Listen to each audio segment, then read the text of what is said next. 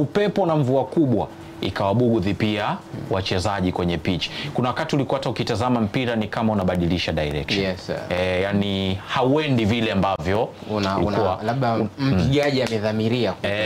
Yani kuna wakati nilikuwa najaribu kuwaza tu mara mbili kwamba pengine pia hata pitch imetengenezwa kwenye mazingira ambayo bado maji yanatumia muda mrefu kidogo kuondoka.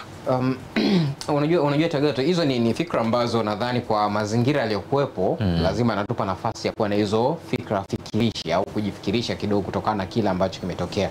Sina utaalamu sana wa masuala mazima ya ujenzi au utengenezaji wa pitch, sina hiyo. Kwa hiyo moja kwa moja kuizungumza kwenye mazingira, na hata kama ningekuwa na utaalamu huo, kwa sababu sikufika uwanjani na kuitazama kwa ukaribu ama pengine hata kuifeel hivi, kwa hiyo ni ngumu moja kwa moja kusema nini ambacho kilitokea. Lakini kwa macho ya kawaida kwenye kile ambacho tulikiona, by the way, kama ambavyo umesema, ni kwamba hali ya hewa ni kama vile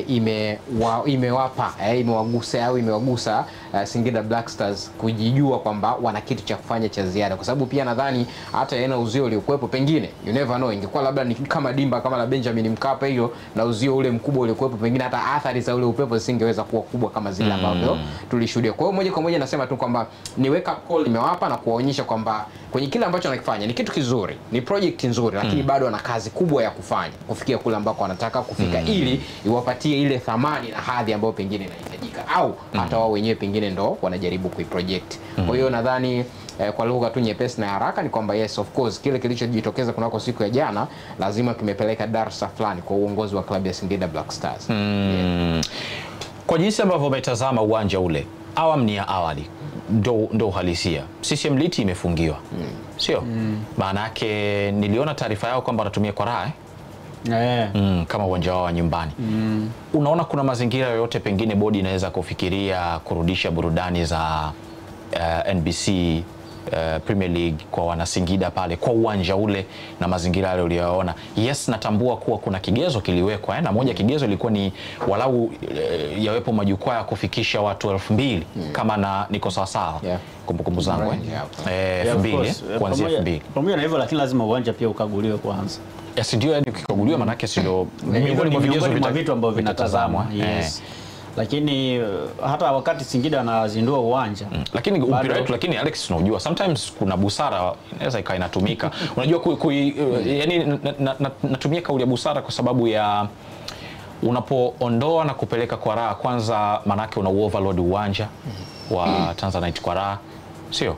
Singida wao pia gharama ambazo wanatumia, pengine bodi inaweza ikaona kwa hizi mechi chache ambazo zimesalia basi pachezwe pale, papigwe, kwa sababu hii ni timu ambayo haina population sana ya mashabiki wengi, si wa underrate. Jana tumeona watu wengi wamekwenda, lakini najaribu kufikiria tu kwa hiki ambacho Singida wamejaribu kukifanya uwanja tu kwa awamu ya kwanza walikofikia. Kwanza tuwapongeze, wamefanya kazi nzuri kwa awamu ya kwanza tu pale, jambo zuri sana. Bodi inaweza kufikiria kuona kama of course bodi inaweza, lakini kuna vigezo ambavyo vimewekwa kwamba lazima kuwe kuna idadi fulani ya mashabiki ambao wanakaa, kuwepo na majukwaa, lakini pia pitch lazima ikaguliwe vizuri kwamba imekizi vigezo ambavyo vinatakiwa. Na nilikuwa nawasiliana na mtu mmoja pia kwamba ile pitch pia hata hivyo bodi ya ligi haijakagua.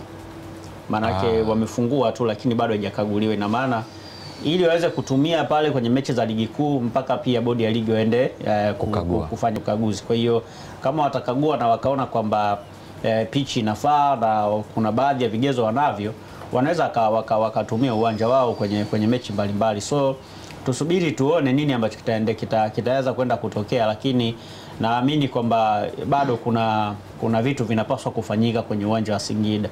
TV3 Game On.